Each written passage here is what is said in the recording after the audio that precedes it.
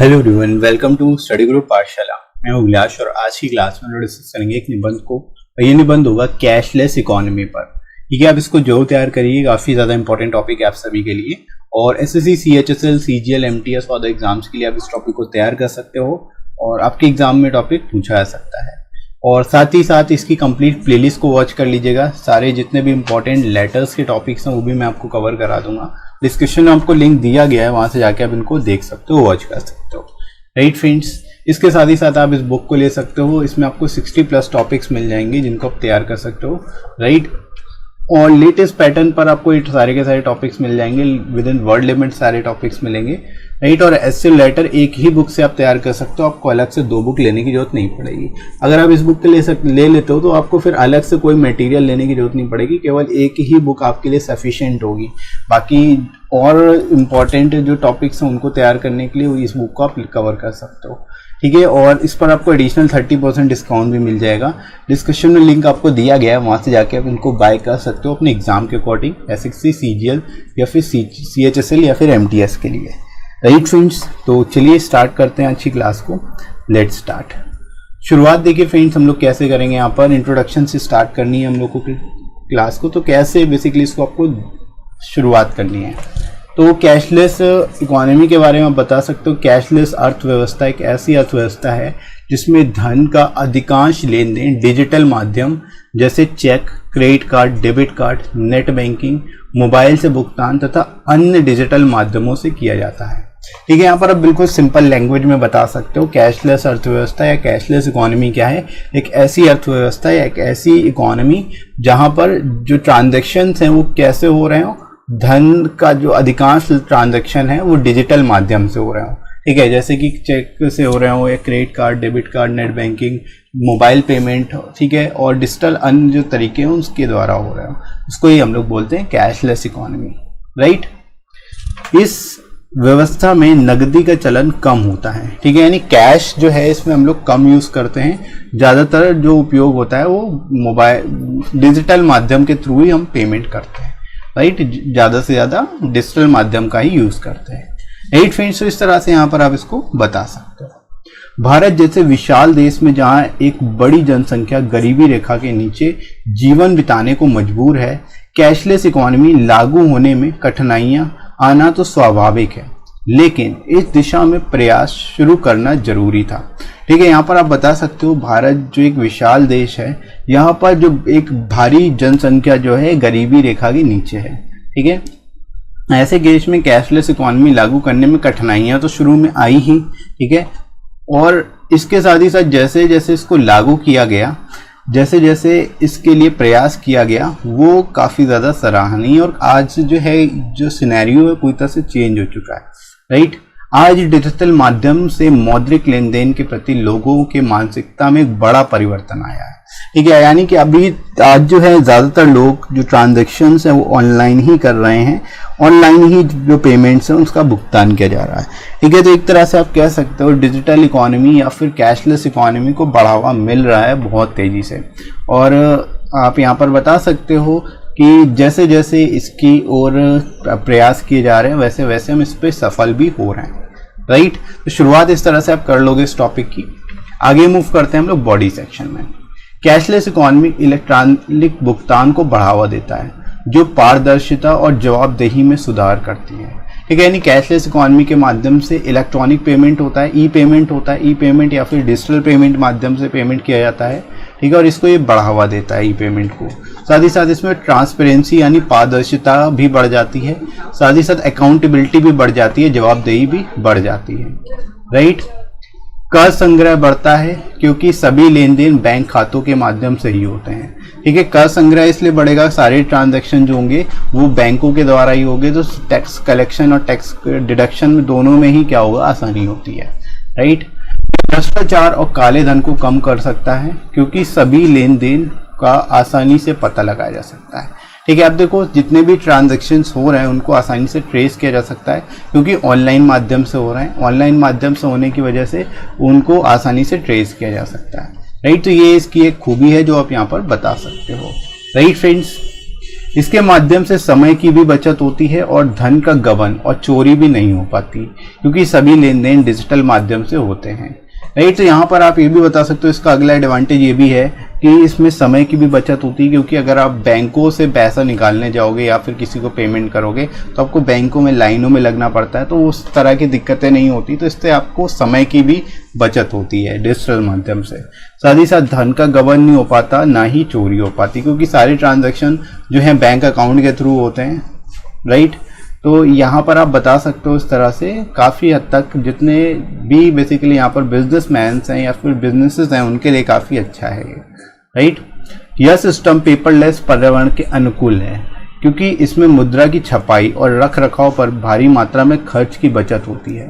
ठीक है, नॉर्मली क्या होगा, अगर आप मुद्रा यानी करेंसी को प्रिंटिंग करोगे और रख रखाव यानी उसको मेंटेन करोगे तो उसमें भी काफ़ी खर्चा आता है। तो ऑनलाइन पेमेंट होने की वजह से, ऑनलाइन ट्रांजैक्शन होने की वजह से ज़्यादा नोट नहीं छापने पड़ते, तो जिससे क्या है कि छपाई और जो मेंटेनेंस है दोनों में किसी तरह का कोई खर्चा नहीं होता। ठीक है, जिससे कि काफ़ी हद तक पैसा भी बचता है। राइट, तो इस तरह से यहाँ पर आप इसको बता सकते हो, एक्सप्लेन कर सकते हो। राइट फ्रेंड्स, तो आई होप यहाँ तक आप लोग अच्छे से समझ गए होंगे इस टॉपिक को कैसे एक्सप्लेन करना है। आगे हम लोग मूव करते हैं बॉडी सेक्शन में ही। लेकिन यह देखा गया है कि छोटे व्यवसाय अभी भी नकदी का उपयोग करते हैं, क्योंकि वे डिजिटल इंफ्रास्ट्रक्चर को लागू नहीं कर सकते।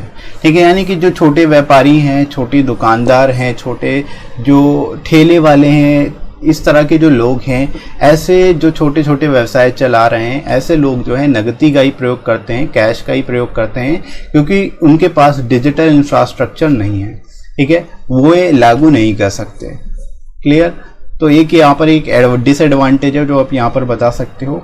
साथ ही साथ हैकर्स और साइबर क्राइम कैशलेस इकोनॉमी के लिए बहुत बड़ा खतरा है। ठीक है, यहाँ पर आप बता सकते हो हैकर्स और साइबर क्राइम रिलेटेड जो थेफ्ट है वो काफ़ी बड़ा खतरा है कैशलेस इकोनॉमी के लिए, क्योंकि अकाउंट से पैसे सेकंड्स में गायब हो सकते हैं हैकर्स के द्वारा। राइट, हमारे राष्ट्र में ग्रामीण क्षेत्रों में इंटरनेट कनेक्टिविटी का अभाव है, जिससे हर क्षेत्र में कैशलेस अर्थव्यवस्था की अवधारणा को शुरू करना मुश्किल हो जाता है। अब देखो, जो ग्रामीण क्षेत्र है वहाँ इंटरनेट कनेक्शन का अभाव है, इंटरनेट कनेक्शन पूरी तरह से नहीं हो पाया है सब जगह पर, तो इस वजह से कैशलेस अर्थव्यवस्था को लागू करना स्पेशली जो रूरल एरियाज हैं, जो ग्रामीण क्षेत्र वहाँ पर काफ़ी ज़्यादा मुश्किल हो जाता है। तो ये भी आप यहाँ पर ड्रॉबैक बता सकते हो, ये भी एक कठिनाई है इसको लागू करने की। राइट, भारत में देश के सभी हिस्सों में व्यापक इंटरनेट कनेक्शन का अभाव है, जो कैशलेस अर्थव्यवस्था को लागू करने में बहुत बड़ी बाधा है।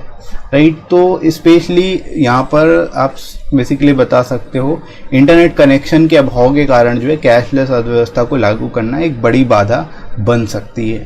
ठीक है, और इसके लिए प्रयास भी किए जा रहे हैं, इंटरनेट कनेक्शन जो है चालू किए जा रहे हैं हर जगह पर। राइट, तो ज़्यादा से ज़्यादा कोशिश की जा रही है सरकार द्वारा। तो यहाँ पर फ्रेंड्स आप इस तरह से लिख सकते हो, इसके बारे में यहाँ पर बता सकते हो। राइट फ्रेंड्स, तो आई होप यहाँ तक आप लोग समझ गए होंगे अच्छे से इस टॉपिक को कैसे एक्सप्लेन करना है। आगे बढ़ते हैं हम लोग कंक्लूजन की ओर। कंक्लूजन में देख लेते हैं, कैशलेस अर्थव्यवस्था की अपनी खूबियाँ और अवगुण हैं। ठीक है, देखो हर कोई भी सिस्टम होता है तो उसके कुछ खूबियाँ होती हैं और कुछ अवगुण होते हैं, वैसे ही कैशलेस के भी हैं और दोनों ही हम लोगों ने देख ली। राष्ट्र से काले धन को समाप्त करने के लिए कैशलेस अर्थव्यवस्था की अवधारणा बहुत उपयोगी है। ठीक है, यहाँ पर आप बता सकते हो देश से काले धन को ख़त्म करने के लिए एक तरह से कैशलेस इकोनॉमी जो है वो काफ़ी ज़्यादा यूजफुल है, काफ़ी ज़्यादा फ्रूटफुल है। राइट, पर्याप्त बुनियादी ढांचे और साक्षरता की कमी कैशलेस अर्थव्यवस्था की राह में प्रमुख बाधाओं में से एक है। ठीक है, तो यहाँ पर सरकार को बेसिकली ध्यान देना चाहिए जो बुनियादी ढांचा है यानी इंफ्रास्ट्रक्चर है और साक्षरता लिटरेसी पर भी काफ़ी ज़्यादा फोकस करने की जरूरत है, क्योंकि लोग जब पढ़े लिखे ही नहीं होंगे, इलिटरेट होंगे या फिर पढ़े लिखे नहीं होंगे तो उसकी वजह से वो डिजिटल माध्यम का प्रयोग नहीं कर पाएंगे। राइट, तो इस पर जो है ये मुख्य बाधाओं में से एक है कैशलेस इकोनॉमी की, तो इनको आप बता सकते हो यहाँ पर। राइट फ्रेंड्स, तो इस तरह से इसको आप एक्सप्लेन कर लोगे बहुत ही सिंपल तरीके से। इसके बाद आगे मूव करते हैं, कैशलेस इकोनॉमी की अवधारणा डिजिटल इंडिया कार्यक्रम का एक हिस्सा है। ठीक है, आप यही बता सकते हो कैशलेस इकोनॉमी जो है इसका जो कॉन्सेप्ट है ये डिजिटल इंडिया का ही एक हिस्सा, एक पार्ट है। इसकी दृष्टि भारत को एक ऐसे समाज में बदलने पर केंद्रित है जो डिजिटल रूप से सक्षम हो और जहां बिना नगद लेन देन के सभी तरह के भुगतानों को आसानी से किया जा सके। ठीक है, तो यहाँ पर आप बता सकते हो कैशलेस इकोनॉमी की जो अवधारणा है वो डिजिटल इंडिया प्रोग्राम से प्रेरित है। ठीक है, और इसके द्वारा जो है भारत को एक ऐसा समाज में बदलने की पर केंद्रित है जो कि सारे के सारे ट्रांजैक्शन डिजिटल माध्यम से हो। डिजिटल रूप से सक्षम बनाने के लिए ही इस प्रोग्राम को लॉन्च किया गया। ठीक है, ये बेसिकली जो कैशलेस इकोनॉमी है इसको शुरू किया गया। राइट, तो आई होप आप सभी को समझ आ गया होगा इस टॉपिक को कैसे एक्सप्लेन करना है। इसको बहुत ही सिंपल वे में लिख सकते हो, आसान तरीके से एक्सप्लेन कर सकते हो इस टॉपिक को। राइट फ्रेंड्स, इसी तरह से आप बाकी के टॉपिक्स को भी तैयार करिएगा। इसके साथ ही साथ आप टेलीग्राम चैनल जरूर ज्वाइन कर लेना, जिस पे आपको सारी इंपॉर्टेंट पीडीएफ्स मिल जाएंगी और क्लास की नोटिफिकेशन मिल जाएगी, ताकि आपकी कोई भी क्लास मिस ना हो, आप सारे टॉपिक्स को तैयार कर पाओ। राइट फ्रेंड्स, और डिस्क्रिप्टिव के लिए आपको जस्ट सर्च करना है स्टडी ग्रुप पाठशाला टेलीग्राम पर, आपको चैनल मिल जाएगा, वहाँ से जाके आप इसको ज्वाइन कर सकते हो। ठीक है, बाकी कमेंट सेक्शन में भी आपको पिन कर दूंगा लिंक, वहाँ से जाके आप डायरेक्ट ज्वाइन कर सकते हो। वहाँ पर आपको सारी क्लास की पीडीएफ भी मिल जाएंगी और नोटिफिकेशन भी मिल जाएंगे। राइट, इसके साथ ही साथ फ्रेंड्स आप मुझे अनअकैडमी पर फॉलो कर सकते हैं और स्पेशल क्लास को वॉच कर सकते हैं जो पूरी तरह से फ्री होती हैं।